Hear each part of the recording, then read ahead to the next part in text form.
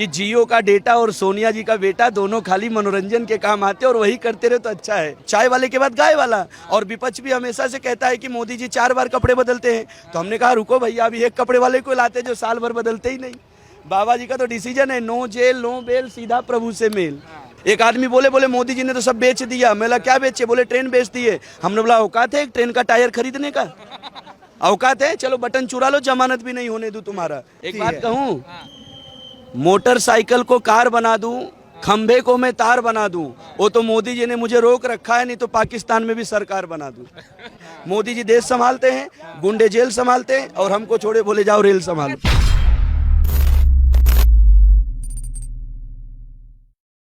मेरा नाम Awadhesh Dubey, train vendor. Train वाला जो आपकी वीडियो वायरल हुई थी, सबने देखी। और अब ये जो मामला है, अब गुजरात आ पहुंचा है। और इस बार जो चर्चाएं चल रही हैं गुजरात में कि आम आदमी पार्टी एक दिल्ली वाली आई ना, आपने सुना है, वो कह रहे हैं कि अभी सीएम फिर पीएम, 22 जाकी 24 बाकी। वो कह रहे हैं मोदी जी बुढ़ा गए और मोदी जी अब रिप्लेस हो रहे हैं। अरे तो मोदी जी बुढ़ा गए तो क्या हुआ, योगी जी तो जवान है ना अभी भी।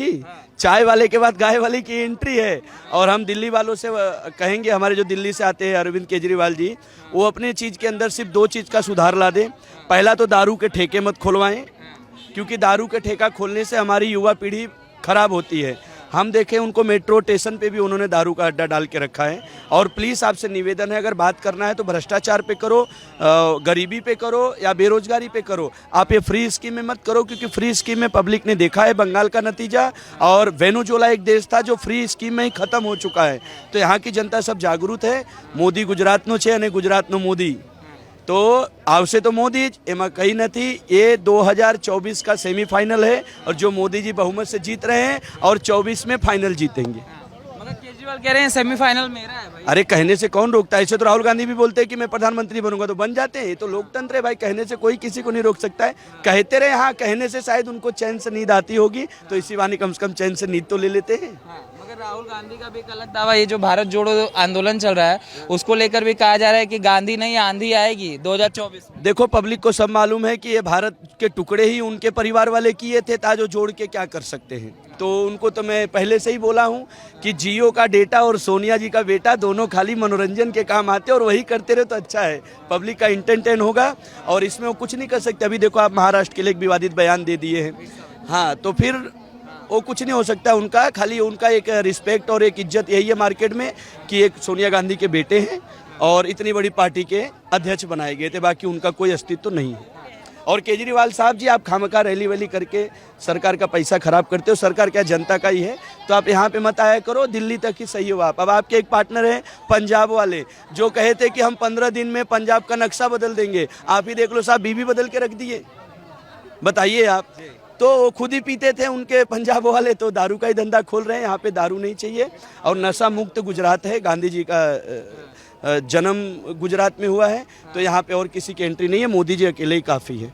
हर हर मोदी, भाड़ में जाए विरोधी। बात हो रही है कि मोदी जी अब बुढ़ा गए हैं, तो योगी जी तो जवान है ना यार, चाय वाले के बाद गाय वाला। और विपक्ष भी हमेशा से कहता है कि मोदी जी 4 बार कपड़े बदलते हैं, तो हमने कहा रुको भैया, अभी एक कपड़े वाले को लाते जो साल भर बदलते ही नहीं। बाबा जी का तो डिसीजन है, नो जेल नो बेल, सीधा प्रभु से मेल। प्रभु से मेल की जो चर्चाएं हैं, इसको लेकर जिस तरीके से आम आदमी पार्टी इस समय उतारू है, सीधी चीज, क्योंकि ऐसा हो रहा है कि दूसरे नंबर पे वही आप ये चुनाव पड़ जाएगा और जिस दिन रिजल्ट आएगा उसके बाद भी मैं आपको इंटरव्यू दूंगा। फिर आप मुझसे बोलना कि दुबे जी आप क्या कहे थे। आ रहे मोदी जी पूर्ण बहुमत से आ रहे हैं। ये सेमीफाइनल है, सेमीफाइनल जीत के सीधा 24 के फाइनल में भी आ रहे हैं। फिर 29 में योगी जी की तैयारी है। योगी जी की तैयारी है और कुछ नहीं होगा बस। और कोई चाय वाला गाय वाला फिर कोई आएगा। और ये जो फ्री ये जो नीतीश जी आ रहे हैं बिहार से, आप तो यूपी, दुबे जी बिहार से हूँ, बिहार से, हाँ बिहार से हैं, तो बिहार की जो चर्चाएं हैं कि नीतीश जी अभी जैसे राहुल गांधी नेता जोड़ रहे हैं, केजरीवाल राज्य जोड़ रहे हैं, बिहार के वो भी कह रहे हैं कि हम नेता जोड़ के इस बार देश के बन जाएंगे प्रधानमंत्री। देखो पब्लिक को सब मालूम है, अगर सब विरोधी पार्टी एक हो जाए तो समझ लेना कि उस देश का राजा ईमानदार है। ऐसे ही ठीक इंदिरा जी के साथ भी हुआ था, वो भी अच्छे काम करती थी, उनको भी गिराने के लिए सब विरोधी एक हो गए थे। तो जो ईमानदार रहता है उसको गिराने के लिए विरोध किया जाता है, और विरोध करते रहो, अच्छा है। विपक्ष मजबूत रहेगा तो ही पब्लिक को फायदा मिलेगा। और मोदी को कोई हटा नहीं सकता है, ना ही हटा पाया है और ना ही मोदी जी हटेंगे। मोदी जी पोस्टर में नहीं, लोगों के दिल में भी बसते। उन्होंने गुजरात के लिए काम किया है सर।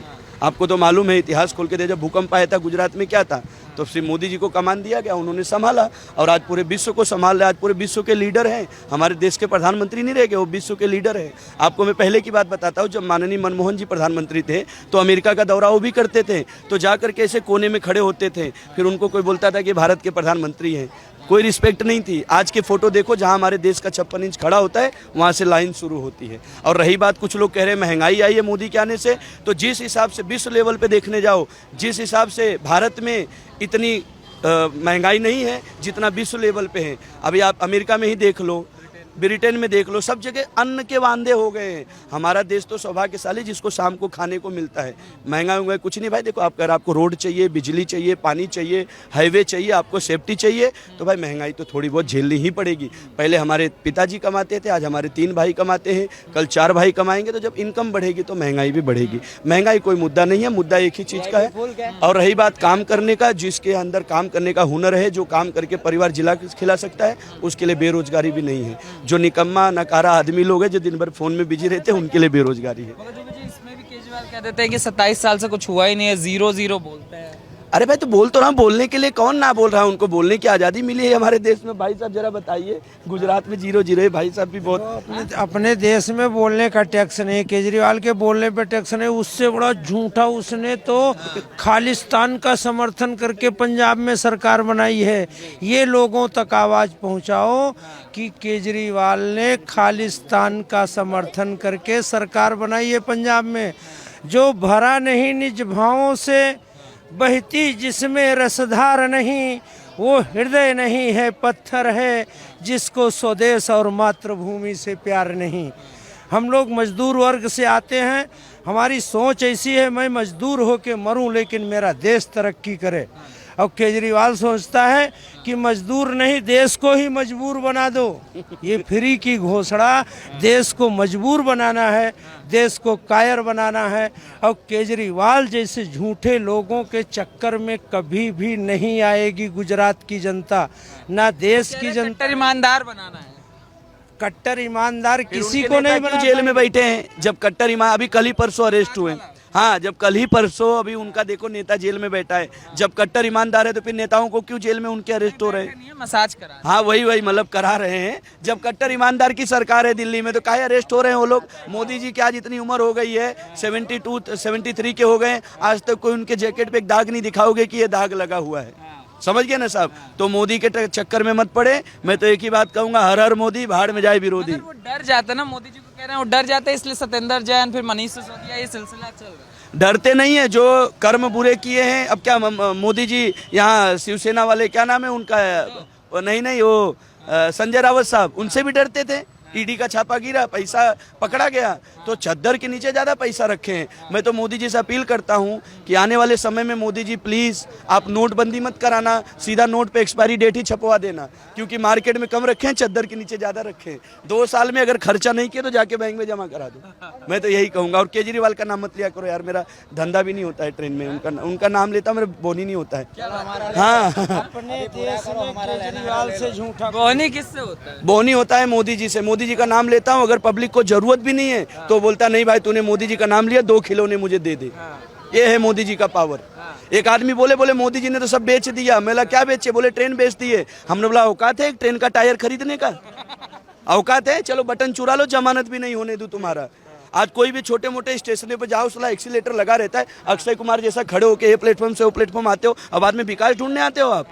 आज कोई भी स्टेशनों पे आप देख लो, इतनी क्लियरिटी है, इतनी एक्टिविटी है कि ये जरा भी खरोच अगर किसी को पब्लिक को आता है, 1 नंबर से 2 नंबर 4 व्हीलर छोटी ऑटो रखी गई स्टेशनों पे कि बुजुर्ग महिलाओं या किसी को भी प्लेटफॉर्म तक पहुंचाने के लिए। इनको जब राहुल गांधी का नाम लेते हैं तब क्या होता है? राहुल गांधी जी का नाम लेता हूं तो लोग हंस देते हैं और कुछ होता नहीं, बिकता तो है नहीं, खाली हंस देते हैं। गुजरात में 150 प्लस सीटें और 2024 में मोदी जी 364 प्लस 2/3 बहुमत से आएंगे। एक बात कहूं, मोटरसाइकिल को कार बना दूं, खंभे को मैं तार बना दूं, वो तो मोदी जी ने मुझे रोक रखा है, नहीं तो पाकिस्तान में भी सरकार बना दूं। तो आप नेताओं को छेड़ते रहते हैं ट्रेन में, चाहे राहुल हो चाहे मुलायम हो, आप एक एक करके करते हैं। क्या मतलब क्यों मजे मैं इन लोग के मजे नहीं लेता हूँ, इससे मेरे पब्लिक खुश रहती है, मैं उनको हंसाने के लिए करता हूँ। हालांकि मैं किसी को टारगेट नहीं करता हूँ। देखिए, ना मोदी जी मेरा घर चलाते हैं, ना राहुल जी का चलाते हैं, ना केजरीवाल जी चलाते हैं, लेकिन मैं छोटे छोटे चुटकुले अगर पब्लिक के बीच में रखता हूँ तो मेरी पब्लिक उससे मुस्कुराती है और हंस हंस के मेरे से सामान खरीदती है। बस यही मेरा मुद्दा है। लेकिन हाँ, सब एक तरफ और मोदी जी एक तरफ, मैं दिल से उनको मानता हूँ। बस वही कहते हैं कि मोदी जी से आप मजाक, मोदी वाला मजाक नहीं करते, मगर राहुल सब पे अरे तुम यार मोदी जी का मजाक बनवाओगे यार, पता है फिर से अंदर करवाओगे क्या? मोदी जी का मजाक नहीं, वो मजाक के लायक है ही नहीं यार। जो आदमी अपने को इतना सम्मान दिलाया है, आज अमेरिका में भी खड़े हो रहे हैं तो वहाँ से लाइन शुरू हो रही है। विश्व के नंबर 1 नेता कौन? मोदी जी। फिर क्यों आप लोग बार बार मोदी जी को छेड़ रहे हो? मालूम है फिर भी छेड़ रहे हो। मगर राहुल गांधी जो ये भारत जोड़ो यात्रा जो उन्होंने करा, तब एक तस्वीर वायरल हुई कि वो सोनिया गांधी का आशीर्वाद लेते हुए नजर आए, जूते की बद्दी बांधे थे, आशीर्वाद उसको लेकर कहा गया कि अब एक नई ऊर्जा आ रही है, अब तो माँ का आशीर्वाद भी साथ। वो खुद कह रहे थे कि मोदी जी जहाँ जाते हैं कैमरे लेके जाते हैं, उनकी शूटिंग होती रहती है। तो फिर राहुल गांधी का ये वाला शूटिंग क्यों कराए? वो कैमरा लेके नहीं जाते। और मैं कहता हूँ चलो, विपक्ष कहता है मोदी हटाओ, मोदी हटाओ, मोदी हटाओ, पर किसको बैठाओ ये भी ऑप्शन है। मैं राहुल गांधी जी, केजरीवाल जी से पूछना चाहता हूँ कि चलो मोदी को हटाते हैं, वो तुम्हारे पास ऑप्शन क्या है? केजरीवाल बन रहे हैं आजकल ऑप्शन। कुछ ऑप्शन हो, कुछ दिल्ली उल्ली वाले नहीं, वो दिल्ली तक ही सही है। जिसको जिसको फ्री दिए उसके घर की हालत जाके देखिए आप। मेरे खुद के 4-5 रिश्तेदार दिल्ली में रहते हैं, मैं उनसे हालचाल करता हूँ। फ्री की रेवड़ी सिर्फ वो कहते हैं, मुंह से कहते हैं। आपको मैं मालूम है, पढ़े लिखे जनता बेवकूफ़ बनी पड़ी है। सुनना भाई साहब, पढ़े लिखे लोग दिल्ली में क्यों फ्री देते हैं? क्योंकि दिल्ली केंद्र शासित है, वहाँ कितना भी तुम बांट दोगे देना पड़ेगा केंद्र शासित राज्य में, यानी मोदी जी को ही चुकाना पड़ेगा। पंजाब में क्यों हाथ में कटोरे आ गए, पैसे मांग रहे हैं, मुझे दो मुझे दो। केंद्र शासित राज्य में अगर केजरीवाल की सरकार बनती है तो पैसा चुकाना पड़ेगा मोदी को ही, कितना भी वो फ्री बांट। यहाँ भी तो कह रहे हैं यहाँ भी दे देंगे। दे देंगे ना, पहले दे देना। मैं तो बोलता पहले दे दो। बेरोजगारी मोदी जी ने बढ़ाई, उसको हम खत्म करें। बेरोजगारी कहाँ है? कौन बेरोजगार है? मुझे भाई आप बेरोजगार हैं? भाई आप बेरोजगार हैं? मैं बेरोजगार हूँ। अरे ट्रेन में काम करके, कोई पानी पूरी बेच के, कोई अपना लारी लगा करके, कोई दुकान खोल के, कोई बेरोजगार नहीं है। जो निकम्मे लोग हैं, जिनको घर पे सोए सोए चाहिए, वही बेरोजगार है। इस पे भी विपक्ष कह देता मोदी जी पकौड़ा तलवाना चाहते हैं। तो पकौड़े वाले को कम समझते हो क्या? रोज का 3000 रुपए कमाता है। धीरू भाई अंबानी बोतल उठा करके आज देखो उद्योगपति बने हैं देश के। पकौड़ा तलो भाई, 5 रुपए मुद्दल लगता है, 25 रुपए प्रॉफिट होता है। वो खुद का मेहनत का पैसा है, वो खुद का मेहनत का पैसा है, वो उस पे आपको कोई भी आपको कुछ बोल नहीं सकता। क्या हुआ था दुबई? ट्रेन वाले में कुछ नहीं हुआ था, मैंने अच्छा खासा बेच रहा था। एक माता जी थी, उनको बोल बच्चन मार रहा था कि माता जी आपका बच्चा खेलेगा, हमारा बच्चा खाएगा। फिर हमने 2 बात बोल दिया कि जियो का डेटा और सोनिया का बेटा दोनों खाली मनोरंजन के काम आते हैं। नेता हो तो मोदी जैसा, मुलायम तो तकिया भी होता है। हालांकि कोई टारगेट नहीं था भाई किसी नेता को, मेरे पब्लिक को हंसाने के लिए था। उसी कारण मुझे जेल भी हो गई थी, लेकिन न्यूज़ द्वारा जब मोदी जी तक बात गई तो मुझे 2 दिन में मोदी जी ने छुड़ाया। मैं उनका आभार करता हूँ, खूब खूब धन्यवाद। अब सोचिए मोदी जी की निगाहें कितनी बारीकी है कि एक गरीब फेरी वाले तक पहुंच गया। और क्या चाहिए यार? आज जेल हुआ, कल बेल हुआ, परसों वापस से वही ट्रेन वाला खेल हुआ। अभी भी ट्रेन में रहता हूं मैं। मोदी जी देश संभालते हैं, गुंडे जेल संभालते हैं, और हमको छोड़े बोले जाओ रेल संभालो। रेलवे को भी तो लेकर विपक्ष बोलता है ये बेच दिया, वो बेच दिया। मोदी जी देश किसकी औकात है कि खरीद ले? भाई साहब, आपके किसी भी उद्योगपति को मैं बोलता हूँ ट्रेन का एक टायर खरीद सकते हो? एक बटन चुरा लो साहब, जिंदगी में जमानत भी नहीं हो। कौन बोलता है बेच रहे हैं? बेचा नहीं जाता है, प्राइवेटेशन किया जाता है। कि पहले हम 1 लाख एक आदमी को अकेले देते थे, प्राइवेट कर देंगे तो 25-25 में 4 घर चलेगा। भाई फॉरेन कंट्रियों में सरकारी नहीं है, सब चीज प्राइवेट है। वही का सोच है।